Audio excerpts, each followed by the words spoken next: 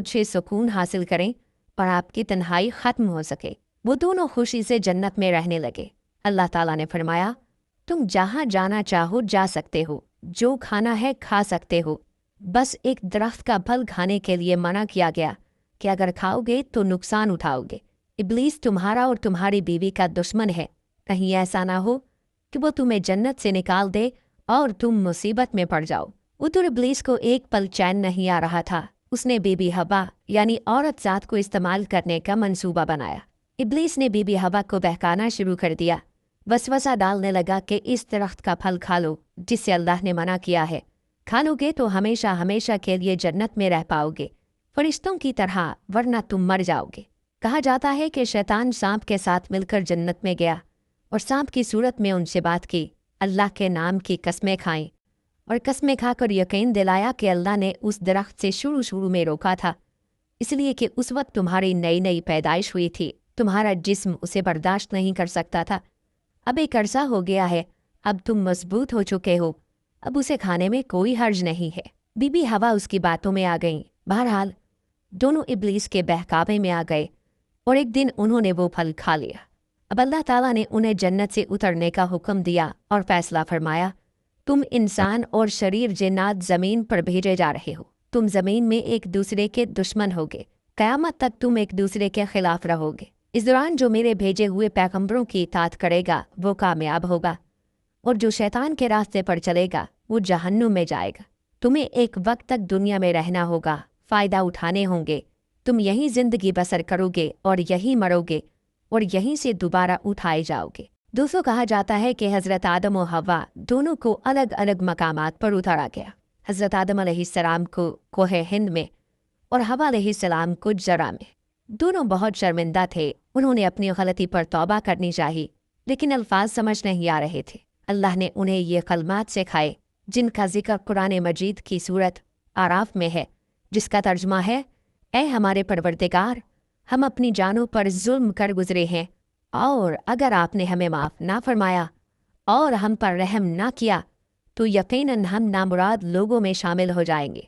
जब उन्होंने ये कलमात कही तो अल्लाह ने उन्हें माफ़ कर दिया और वो अरफात के मैदान में एक दूसरे को तलाश करने में कामयाब हो गए। यहीं से दुनिया में इंसानियत के दौर का आगाज़ हुआ। दोस्तों, जहाँ तक हज़रत आदम अलैहिस्सलाम की औलाद का जिक्र है तो कहा जाता है कि हज़रत हवा अलैहिस्सलाम ने 20 बार विलादत की तकलीफ़ उठाई। हर बार जुड़वा बच्चे पैदा होते थे, एक लड़का एक लड़की। जो एक साथ पैदा होते थे वो सगे बहन भाइयों की तरह होते, उनकी शादी नहीं हो सकती थी। जो अलग अलग पैदा होते थे उनकी शादी हो सकती थी। इंसानी आबादी के लिए उस वक्त अल्लाह ताला ने यही हुक्म बतौर शरीयत नाज़िल फरमाया था। इस तरह बीबी हवा ने कुल 40 बच्चों को जन्म दिया। याद रहे कि हज़रत आदम अलैहिस्सलाम नबी हैं, लेकिन तशरीई नबी नहीं, बल्कि उन नबियों में से हैं जो दुनिया की शुरुआत में तालीम इंसान के लिए भेजे गए। हज़रत आदम अलैहिस्सलाम ने अपनी औलाद को वो सब सिखाया जो अल्लाह ताला ने उन्हें सिखाया।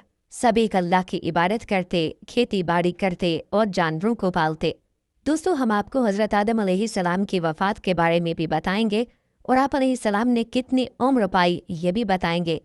लेकिन पहले आपको हज़रत आदम अलैहिस्सलाम से जुड़ी कुछ दिलचस्प मालूमात बताते हैं। दोस्तों, क्या आपने कभी सुना है कि हज़रत आदम अलैहिस्सलाम को आदम क्यों कहते हैं?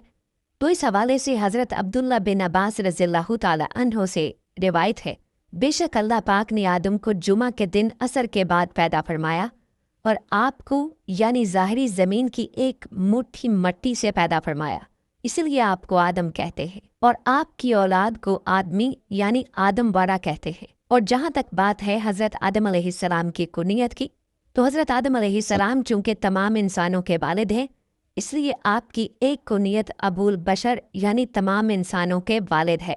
आप अलैहिस्सलाम की एक कुनियत अबू मोहम्मद भी है, और जन्नत में भी ये कुनियत आपकी होगी, जैसा कि हदीस पाक में है कि जन्नत में किसी की कुनियत नहीं होगी सिवाय हज़रत आदम अलैहिस्सलाम के, और आपकी इज़्ज़त व ताज़ीम के लिए जन्नत में कुनियत अबू मोहम्मद होगी। दोस्तों, अब बताते हैं आपको हज़रत आदम अलैहिस्सलाम की मुबारक सूरत के बारे में। रिवायात में आता है कि जब हज़रत आदम अलैहिस्सलाम के मुबारक वजूद का गारा बना लिया गया तो उसे हवाओं के ज़रिए इतना खुश्क किया गया कि वो बजने वाली मट्टी की तरह हो गया, जैसे ठीकरी। फिर फरिश्तों को हुक्म इरशाद हुआ کہ اس کو میدان عرفات کے پاس وادی و نعمان میں رکھ دو۔ اس کے بعد اللہ پاک نے اپنے دست قدرت سے حضرت آدم علیہ السلام کا وجود بنایا۔ فرشتوں نے پہلے کبھی ایسی خوبصورت شکل نہیں دیکھی تھی، لہٰذا حضرت آدم علیہ السلام کا مبارک وجود دیکھ کر وہ بڑے حیران ہوئے اور ان کے ارد گرد تعجب سے دیکھتے رہے۔ دوستو، بات کرتے ہیں کہ زمین میں چشمے کیسے جاری ہوئے۔ ایک روایت میں ہے کہ جب اللہ پاک نے حضرت آدم علیہ السلام کو پیدا فرمانے کا ارادہ کیا